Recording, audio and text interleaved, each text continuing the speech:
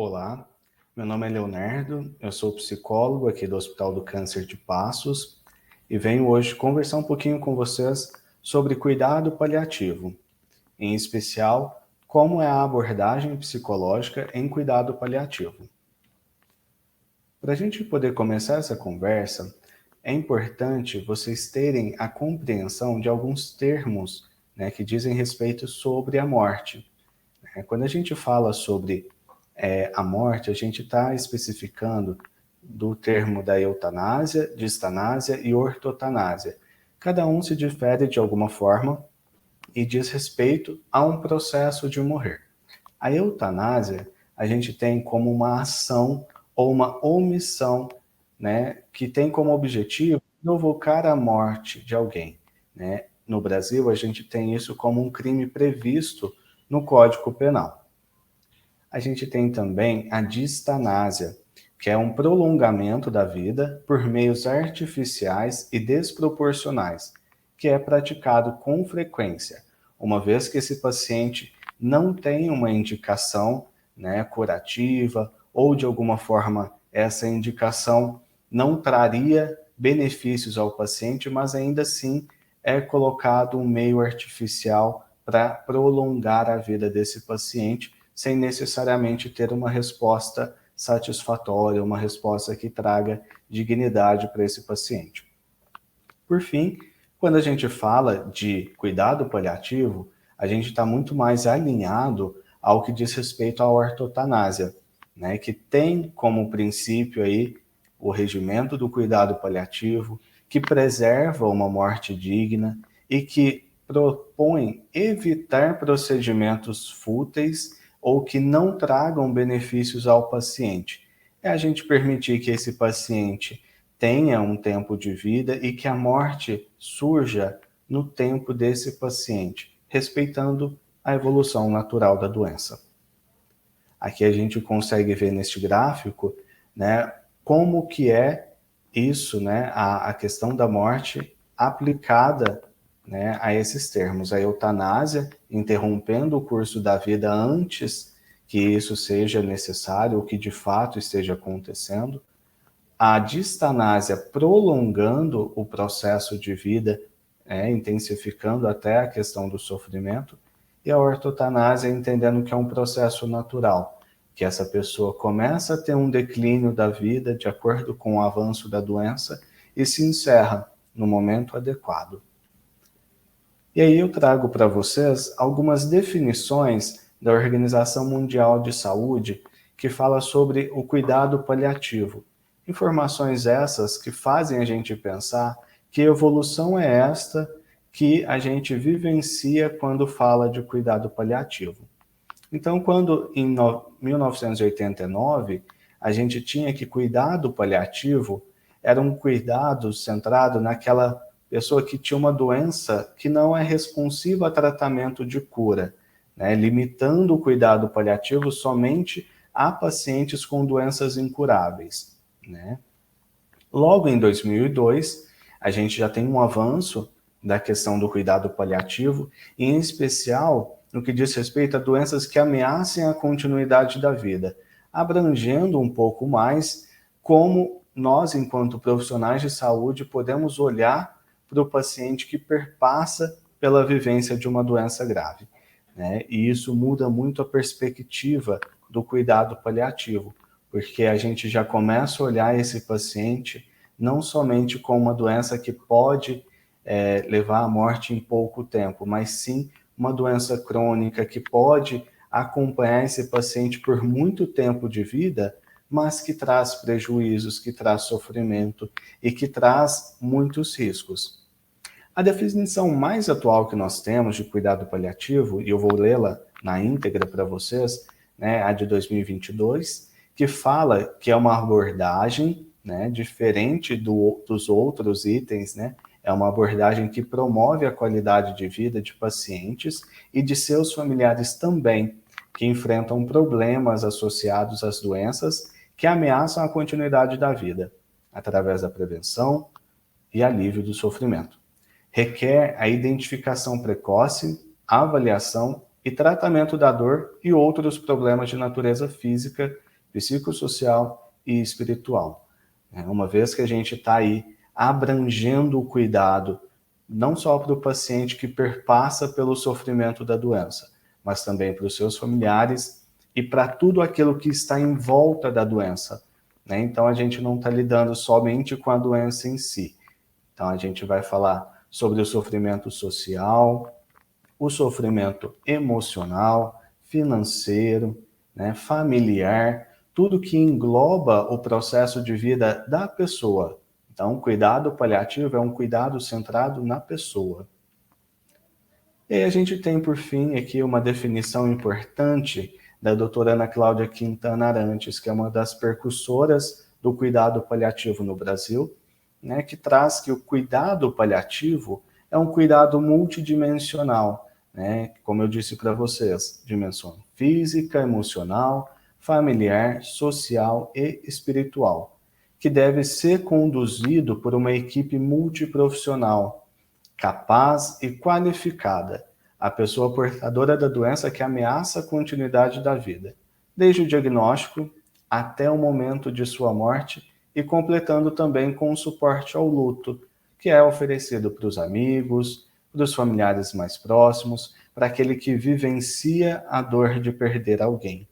E é um trabalho que se completa com uma sabedoria e que o paciente é visto como um ser humano que merece ser importado e que também merece um cuidado que faça a vida valer a pena até o fim.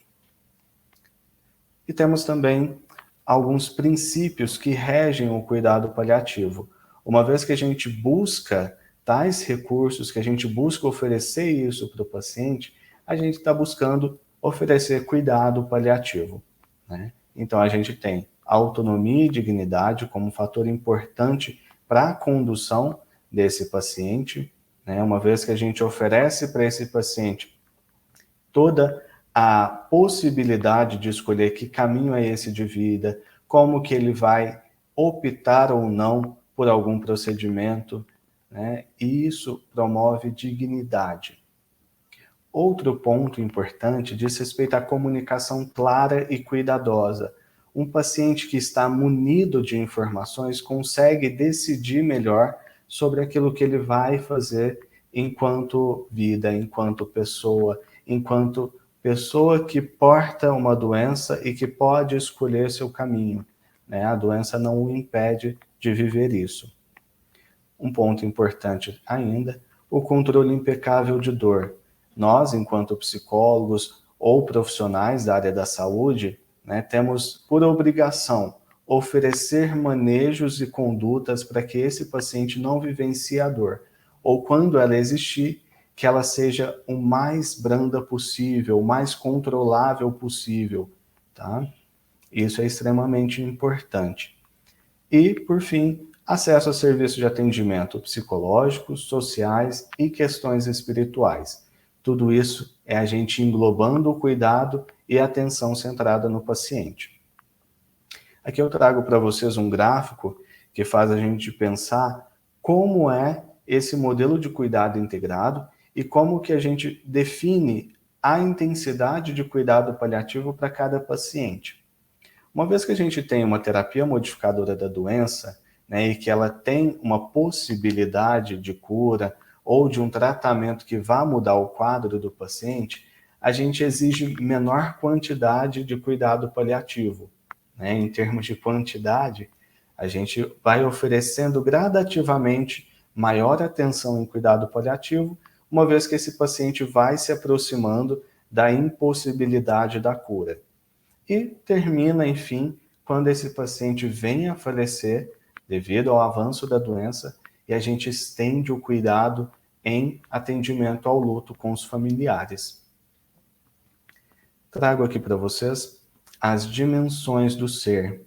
Quando a gente fala de um paciente que passa por um sofrimento, de uma doença, de uma impossibilidade da vida ou da cura, a gente está falando aqui de vários tipos de sofrimento, não somente o físico, daquilo que é palpável, daquilo que diz respeito à dor física, mas também da dimensão emocional, da dimensão social e espiritual.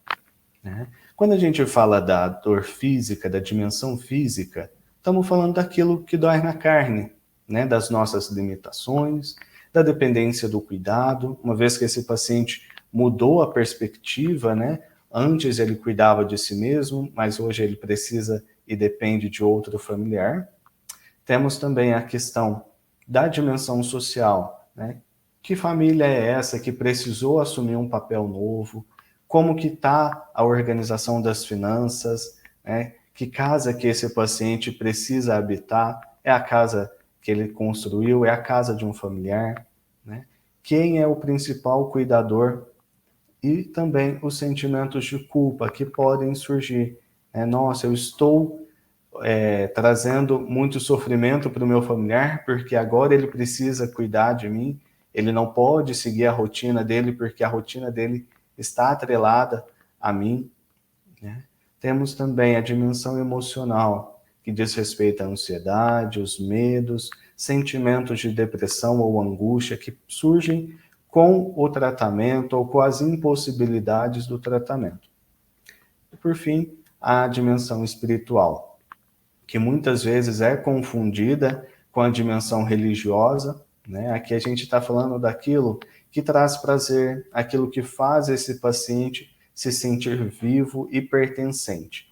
Né? Então, uma vez que esse paciente está afastado das atividades de prazer, daquilo que lhe é sagrado, né? Quando ele não consegue fazer uma simbologia ou criar um significado sobre o que é vida e morte, como que ele pensa com relação à esperança, à finitude, resiliência, que sonhos que esse paciente perdeu ao longo desse processo de adoecimento, ou que sonhos a gente ainda pode acrescentar ou motivá-lo a vivenciar e experimentar. Tá? Então, todas essas dimensões são extremamente importantes quando a gente faz a avaliação do paciente em cuidado paliativo, porque a gente consegue perceber em qual dessas dimensões existe um sofrimento a ser tratado. Nem sempre a dimensão física vai ser a única, tá? Então é muito importante a gente conseguir observar esses outros sofrimentos e oferecer estratégias para alívio de sofrimento. E aqui eu trago para vocês esse gráfico, né, para poder exemplificar como pode ser a nossa atuação enquanto profissional de saúde, uma vez que a apatia é não se importar com o sentimento do outro e que a compaixão é o fato de você querer ajudar o outro sem que aquilo te traga sofrimento. Né? Que a empatia ela tem muito desse sentimento de misturar o que é meu de sofrimento com o do outro, né? Porque eu quero estar com ele. A compaixão é você caminhar e auxiliar o outro. Tá? Um conceito importante que eu trago para vocês é o holding e o handling do Winnicott, que diz respeito a como que a gente vai oferecer um cuidado para um paciente que passa por essa condição de cuidado paliativo. Pode surgir medo, pode surgir insegurança, e nós, enquanto profissionais de saúde, podemos oferecer esse holding, que é o colo, que é a proteção, que é aquilo que faz com que o paciente se sinta seguro. E quando ele não se sentir seguro, a gente também oferecer condições para que esse paciente possa ser acalentado, para que esse paciente possa ser cuidado e sentir que alguma coisa pode ser feita, mesmo diante de toda a fragilidade do momento. Eu agradeço muito o momento com vocês. Fica aqui à disposição o nosso contato para esclarecimentos futuros e a gente espera poder ter contribuído de alguma forma para todo esse crescimento profissional de vocês e atuação em cuidado paliativo. Obrigado.